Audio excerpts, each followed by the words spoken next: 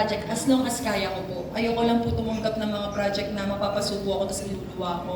Mahirap po yun. Gusto ko lang po hanggat maaari kung ano po yung mayroon sa career ko, yun po yung nabibigay kong best para sa pamilya ko. Sa future, Nina, Sa future ni. ano ba yung advice mo, di ba, about marriage? Yes. Because you're a successful di ba, Well, family.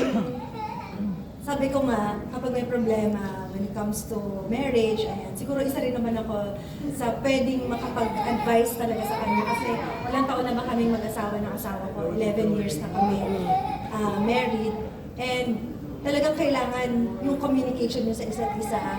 At alam niyo, dapat may isang magbababa ng voice. Hindi pwedeng magsabong kayo dalawa. Hindi pwedeng parehas kayong mataas yung ego, parehas kayo na nagmamatigasan. Kailangan meron na magpapakumbaba sa inyong dalawa. Oo. Kasi yun yung mahalaga sa isang relationship. Of course, dapat naiintindihan niyo yung mga flaws ng isa't isa kasi nakilala mo naman yan. Siyempre, papakita niya sa'yo na yung perfect side niya, Yes. diba? Oo. And saka na lang natin makikita yung mga imperfections along the way na magkasama na kayo sa isang bubong.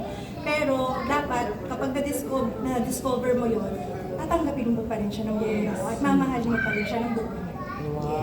Ninang na Oh, ang Nina. ganda nun. Tama naman yun. Pangninang na yun.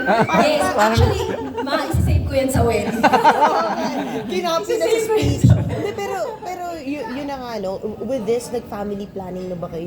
Magkaanak kayo? Actually, ang first namin is, ayun nga, sana kasal next year. Actually, kasal talaga next year. After ng kasal, bahay muna bago ko magbe-baby. And pumayag naman siya doon.